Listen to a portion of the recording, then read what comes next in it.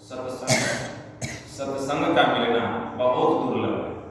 अगर सत्संग मिल गया तो संत सदगुरु का मिलना, जब तक संत सदगुरु नहीं मिलेंगे, जब तक संत सदगुरु से सद्युक्ति जानकर हम भक्ति नहीं करेंगे, ज्ञान की प्राप्ति नहीं होगी, और जब तक ज्ञान नहीं होगा कल्याण नहीं होगा। धर्म ते विरति योग ते ज्ञान अज्ञान मोक्ष प्रद वेद वक्र। कोई भी हम धार्मिक अनुष्ठान करते हैं तो उससे हमारे मन में वैराग्य उत्पन्न होता है, और यह जो सत्संग है इससे बड़ा और दूसरा कौन धर्म हो सकता है। धर्म धीरे धातु से मिलकर बनता है, जिसका अर्थ होता है धारण करना। क्या धारण करना? जो अच्छा अच्छा गुण है उसको धारण करना चाहिए। तो सत्संग से सब प्रकार का ज्ञान प्राप्त होता है, सत्संग से सभी प्रकार के गुण प्राप्त हो जाते हैं। इसीलिए जैसा संग वैसा रंग, जैसे का हम संग करेंगे उसी प्रकार का हमारे ऊपर में रंग लगेगा। ज्ञान बढ़े गुणवान के संगति, ध्यान बढ़े तपस्वी संगति है, मोह बढ़े परिवार के संगति, लोभ बढ़े धन में चित दिन है, क्रोध बढ़े नरमूढ़ के संगति, काम बढ़े क्रिया संग किन्हे, ज्ञान विचार विवेक बढ़े कवि दिन सुसज्जन संगति किन्हे। ज्ञान घटे नरमूढ़ के संगति, ध्यान घटे चित विषय भरमाही, तेज घटे पर नारी के संगति, बुद्धि घटे बहु भोजन खाए, प्रेम घटे नित ही कुछ मांगत, मान घटे नित पर घर जाए, कह दयाल सुन रे मन मूरख, अरे पाप घटे हरि के गुण गाए। इसलिए सत्संग से सब प्रकार का ज्ञान मिलता है, और सत्संग करते करते, सत्संग सुनते सुनते हमारा धर्म इतना बढ़ जाता है, हमारा पुण्य इतना बढ़ जाता है कि हमारे भीतर में संसार और संसार के वस्तुओं के प्रति प्रबल वैराग्य होने लगता है, प्रबल वैराग्य होने लगता है।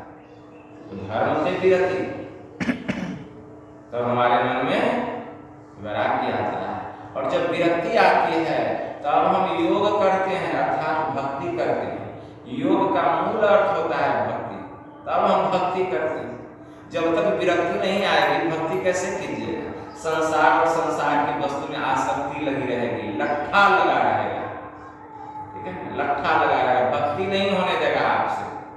संसार और संसार से इतना आपको मोह हो जाएगा, इतना ममत्व हो जाएगा, स्नेह हो जाएगा कि आपको भक्ति नहीं होने देगा। अगर मोह करना है, स्नेह करना है, ममता करना है, तो एक ईश्वर से मोह कीजिए, ममता कीजिए, स्नेह कीजिए।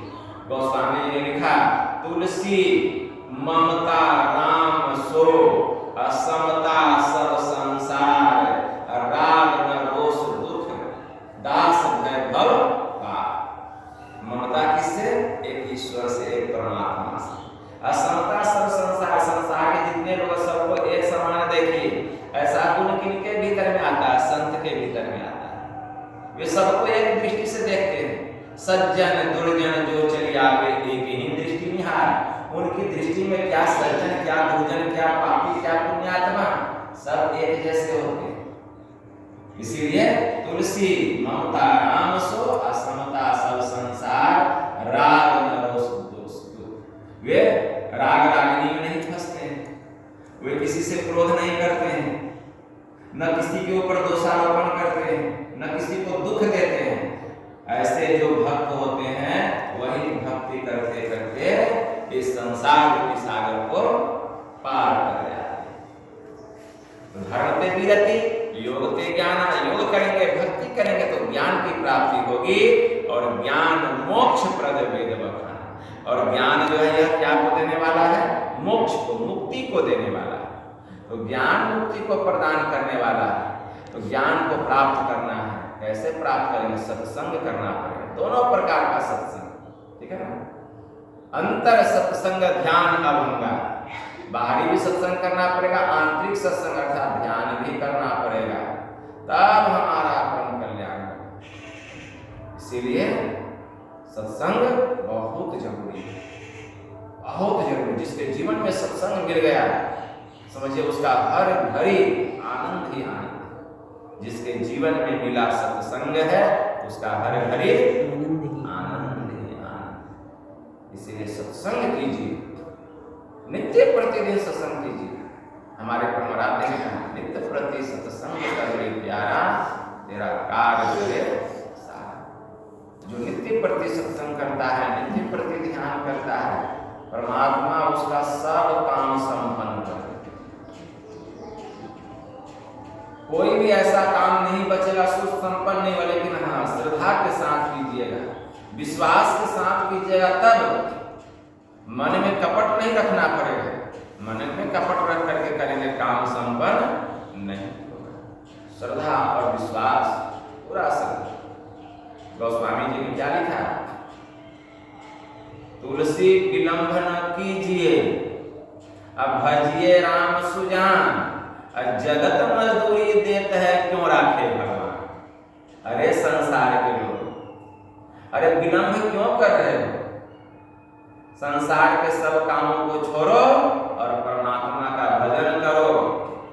ऐ संसार के लोगों, जब तुम संसार का काम किसी का कर देते हो, कोई सरकारी नौकरी करता है, कोई व्यवसाय करता है, बिजनेस व्यापार करता है, अब कोई खेती करता है, तो उसको मजदूरी मिलता है कि नहीं? समय आने पर तो समय आने पर उसको मजदूरी मिलता है। जो सरकारी नौकरी करता है तो सरकार उसको तनख्वाह देती है।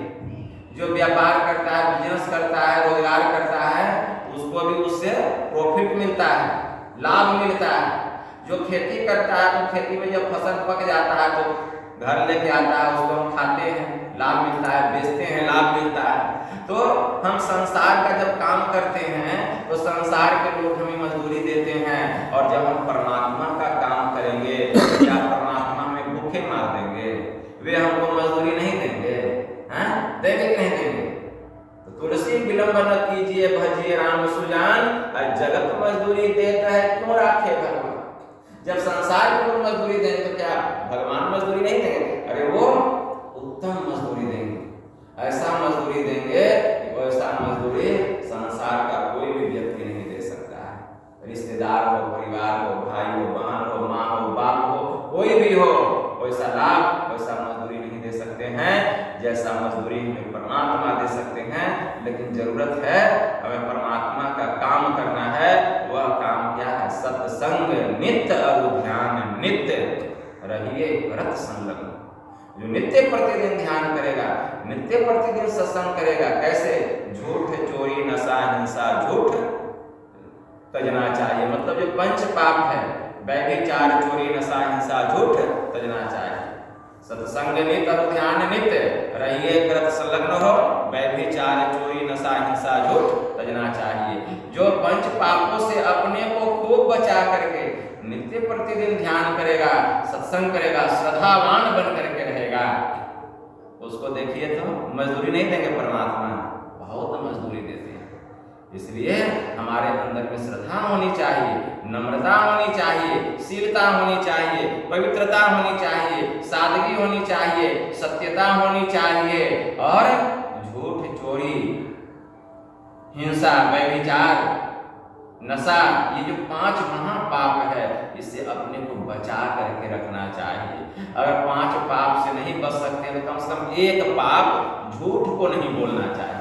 जो झूठ बोलना छोड़ देगा उससे कोई पाप नहीं होगा। अगर हो भी जाएगा तो झूठ बोलेगा तो उसको अपने आप में शर्मिंदगी आएगी, वह लज्जित होगा, तो मन में होगा कि नहीं अब हम आज से ये काम नहीं करेंगे, क्योंकि हमको सत्य बोलना पड़ता है। आज से चोरी नहीं करेंगे, आज से नशा नहीं खाएंगे, आज से हिंसा नहीं करेंगे, आज से व्यभिचार नहीं करेंगे। क्यों? क्योंकि उसको सत्य बोलना पड़ेगा, और सत्य बोलेगा तो अपने आप में लज्जित होगा, इसलिए स्वतः उससे चारों पाप छूट जाता है। इसलिए केवल झूठ बोलना छोड़ दीजिए और मनोयोग पूर्वक ध्यान सत्संग कीजिए, आपका सब काम होगा। आप संसार के कामों में भी आगे बढ़ेंगे, संसार में भी उन्नति होगी, और आपका परलोक भी बनेगा, परलोक भी बनेगा, अर्थात इस लोक में भी सुख और परलोक में भी सुख है। और अगर गुरु महाराज की असीम कृपा हो गई तो इसी जन्म में आपको मुक्ति की भी प्राप्ति हो जाएगी। इसलिए मनोयोग पूर्वक ध्यान कीजिए, सत्संग कीजिए। कहने के लिए बहुत बात है, लेकिन सार में यही थोड़ा सा आप लोगों को सुनाए। बोलिए प्रेम से श्री सद्गुरु महाराज